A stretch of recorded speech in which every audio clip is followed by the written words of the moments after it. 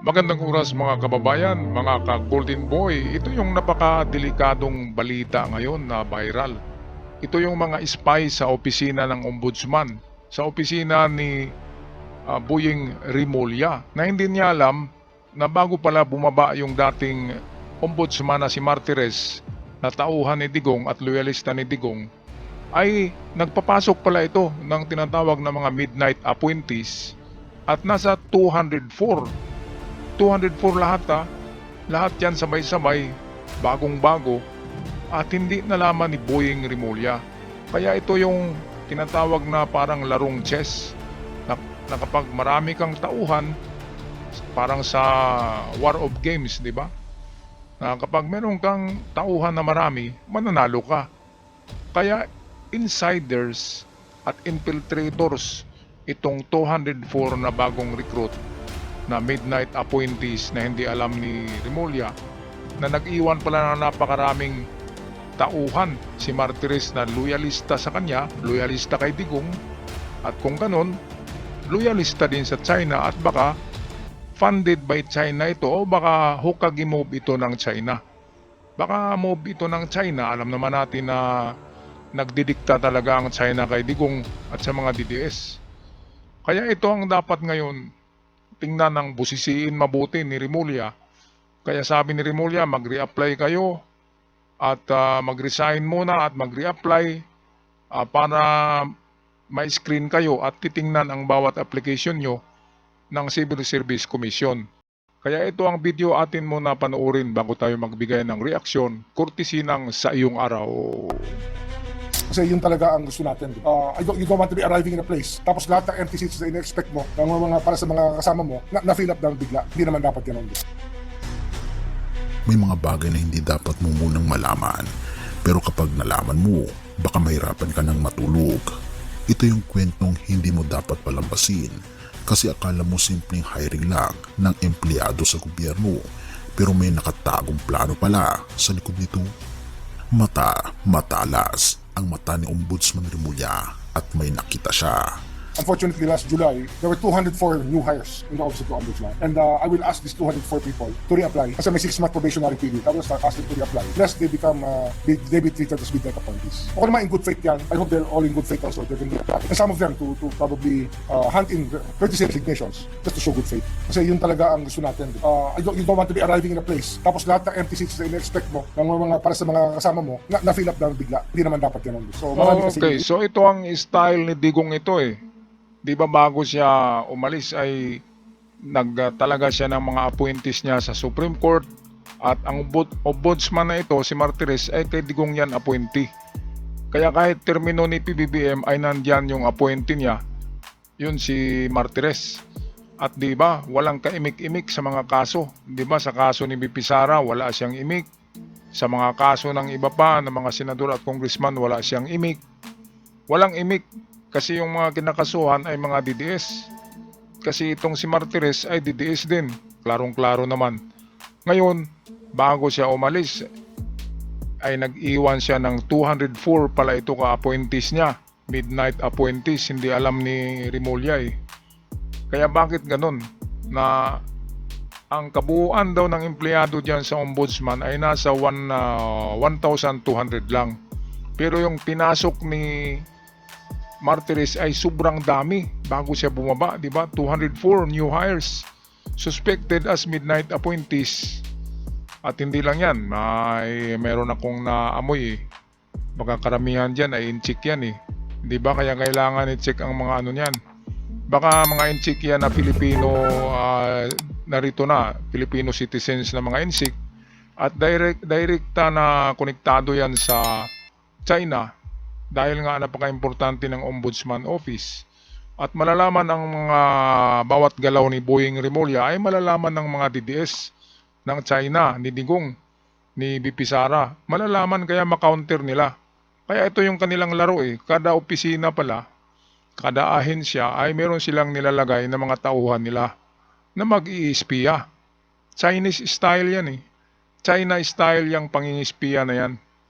Kaya nga, ay tamang-tama yung ginawa ni Boying na mag-resign muna sila tapos reapply muli para ma-screen at makita niya kung anong mga klaseng mga ano ito, mga appointees ni Martires, yung dating ombudsman. Napaka ano talaga ni Digong, no? Bago siya umalis, nag-appoint siya ng bagong ombudsman na loyal sa kanya. Kaya walang nagawa ang ombudsman, walang nagawa kay BP Sara, hindi nag-imbestiga kasi nga DDS eh. At pagdating din sa Supreme Court, basura yung impeachment case dahil nasa 14 daw ka justices sa Supreme Court ay appointed by Digong. Kaya lahat na lamang pala appointed ni Digong eh. Bago siya bumaba ay nag-appoint siya ng mga bago, ng mga loyalista niya para masigurado niya na kahit nawala siya dito sa Pilipinas ay kontrolado pa rin niya ang mga ahensya ng gobyerno. Parang larong chess lang, no? Kailangan manigurado. Okay, balik tayo dito kay Boying Rimulya sa kanyang na-detect o na-discover sa kanyang ombudsman office. Parang considered as para midnight appointees. So we have to work that policy. Lahat ng klaseng posisyon. So we're getting the rundown now and I am asking the civil service to assist us in evaluating these cases. Kasi nga, ang Civil Service Commission naman is very forthcoming and they have communicated to us their willingness to help us with this issue of midnight appointees. Noong Hulyo 2025, tahimik pero sabay-sabay ang pagpasok ng 204 na bagong empleyado sa tanggapan ng ombudsman. Walang masyadong ingay, walang masyadong balita, pero alam mo bang ang buong opisina ng ombudsman ay may 1,200 lang na empleyado? Ibig sabihin, halos 70% ng buong ahensya ay bigla na lang pinalitan. Bakit? Sino ang nag-utos at bakit parang nagmamadali? Ang bakas ng lumang ombudsman.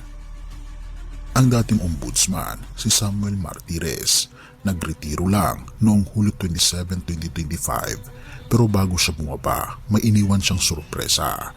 Ano pinababahala nga nila? Kasi sir, parang sabi baka inutusan kayo. Wala. Sino nag-utos na sa akin? Kasi yung sinasabi nga nila na appointee ako ni Digong, sinabi ko na, di ba? Yes. 204 na bagong tao na pumasok bago siya tuluyang nagpaalam. Marami ang nagsabi, ito raw ay tinatawag na midnight appointments, mga huling sandali ng kapangyarihan, ginagamit para maglagay ng mga tao bago mawala sa pwesto. Ito mga kababayan, dahil sa hindi na ombudsman si Martires, pwedeng kasuhan na yan eh. Dapat imbestigahan siya sa pananahimik niya sa katiwalian sa gobyerno. Ombudsman siya dapat nang imbestiga siya sa mga matataas na opisyal sa gobyerno na gumagawa ng mga katulad ngayon ng mga pagnanakaw, ang tinatawag na itong flood control scam. Bakit napakatahimik niya? Dahil mga DDS ang mga sangkot sa anomalya eh. Kaya tahimik na tahimik siya. Ngayon, kahit na nagbitiw na siya, di ba? Ay nag-iwan siya ng 204, ang dami-dami naman, di ba? Grabe naman ang dami-dami niyan. 204 ka. Ay, kung ako si Boying, tanggalin ko lahat yan. Kasi hindi pa naman yung permanent.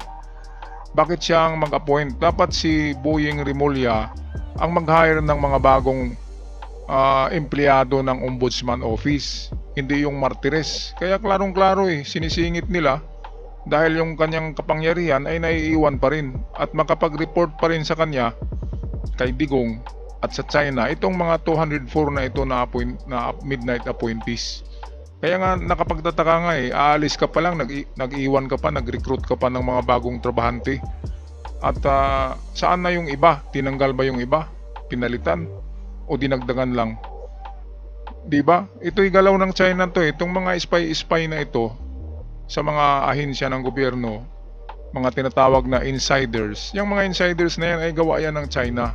China style yan, pero ang nag-facilitate niyan ay itong mga Pilipino katulad ni Martires. Siya yung nag-facilitate na maipasok yung 204 ka infiltrators na mga spy.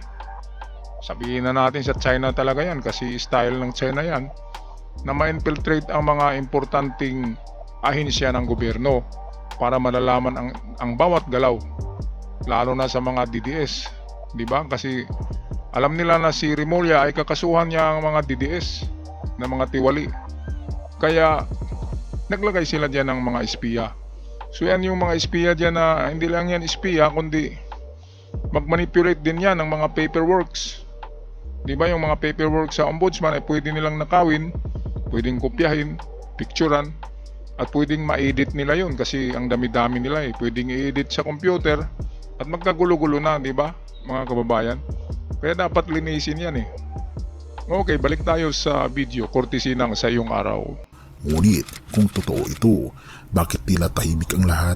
Mahigit 200 umano'y midnight appointee sa Ombudsman. Pinagsusumiti ng courtesy resignation ni Ombudsman Boying Remulla.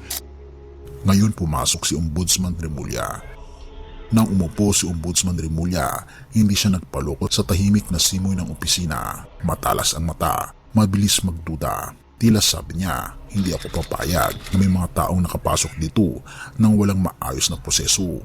Kaya agad niyang pinag-resign sa courtesy ang lahat ng 204 na bagong empleyado, hindi para manakot, kundi para malaman kung sino ang tunay na tapat at sino ang espiyang iniwan. Unfortunately, last July, there were 204 new hires in the Office of the Ombudsman. And I will ask these 204 people to reapply. Kasi may 6-month probationary period. I will ask them to reapply. Lest they become, they be treated as midnight appointees. Ako naman in good faith yan. I hope they're all in good faith also. They can reapply. And some of them to probably hand in courtesy resignations just to show good faith. Espiya, sa loob ng ombudsman, isipin mo ito. Ang ombudsman ang bantay laban sa mga tiwaling opisyal.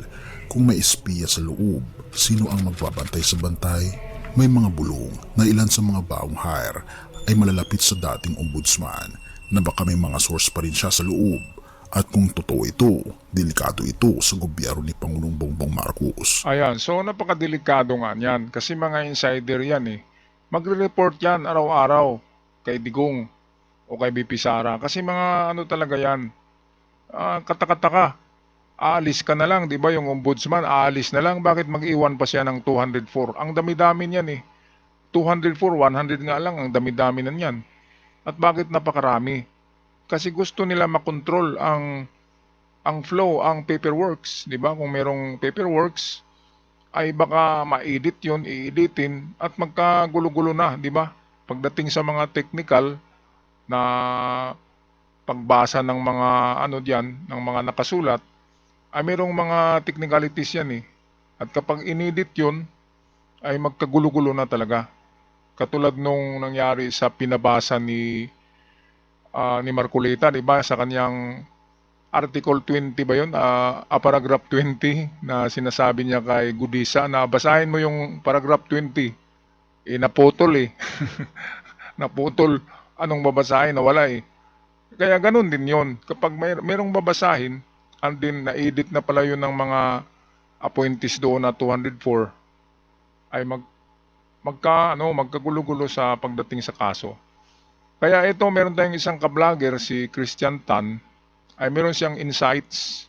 Meron din siyang insights, kaya ibahagi ko sa inyo. Kudos kay Christian Tan at pahingi ng video mo sir para mabigyan ng karagdagang kaliwanagan itong issue ng spy sa office ng ombudsman. Kaya ito, panoorin natin ang video. Maraming red flags sa mga ganitong klaseng pag-hire. Just to put this into context ang 204 na hires ay malaki kasi ang buong opisina ng ombudsman ay nasa 1,200 employees lamang. So ibig sabihin nito, sa pag-hire ng 204 new hires, that's 17% of the entire office of the ombudsman. At buti na lang nakita to ng ating bagong ombudsman na si Ombudsman Remulla. At dito, sinabi niya sa mga bagong hires na to, yung 204, ay dapat mag-submit sila ng courtesy resignation. At ayon dito sa article na to, sabi dito ni Ombudsman Remulla, unfortunately, last July, there were 204 new hires in the Office of the Ombudsman. And I will ask these 204 people to reapply because they are still under a 6-month probationary period. I will ask them to reapply lest they become or be treated as midnight appointees. Sinabi niya din dito that that's in good faith. I hope they're all in good faith also. They can reapply and some of them should probably hand in courtesy resignations just to show good faith. At hindi lang yung mga kababayan sabi ni Remulla kanina ay magpatulong siya sa Civil Service Commission. Tingnan ang bawat isa kung talagang pwede yan. Baka kasi kulang sa mga di ba? Kulang sa mga papeles. sa qualification at baka spy lang talaga yan ng DDS at ng China.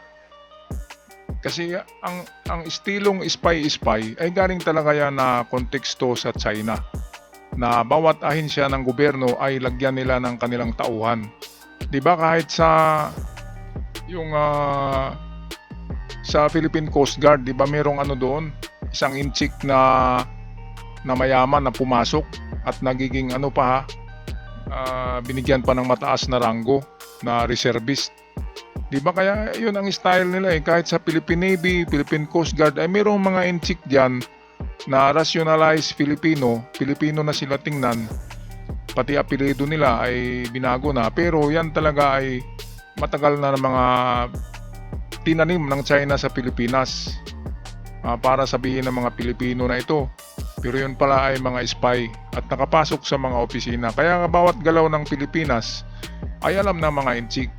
Ang labanan ngayon ay ganyan na eh, spy na, infiltration, insiders, yung mga ganyan. Kasi alam mo ang mga galaw nila eh. At kapag alam mo, maka-counter mo yan. Okay, balik tayo kay Kristan. Ito ay Chinese na apelyido pero kalaban niya ang mga inchik eh. Kaya believe din ako dito kahit Chinese ang mga ano nito, ang descent nito, pero believe ako kasi kalaban niya DDS eh. At maka-administrasyon siya. Kaya ito pakinggan natin si Kristan muli.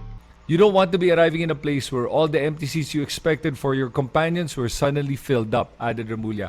At yun ang magiging problema natin dito sa pagpasok ng mga bagong hires bago nakarating si Ombudsman Remulla. Kasi syempre importante na malagay niya yung mga tao niya at yung mga pagkakatiwalaan niya sa kanyang opisina. Ang nangyari dito ay may mga remnants nung panahon ni Martires, at dahil si Martires ang nag-hire sa mga to, posible ang kanilang loyalty ay na kay Martires at baka makompromiso pa ang integridad ng Ombudsman's Office ngayon. Ayan, so tama talaga itong insights ni Kristan.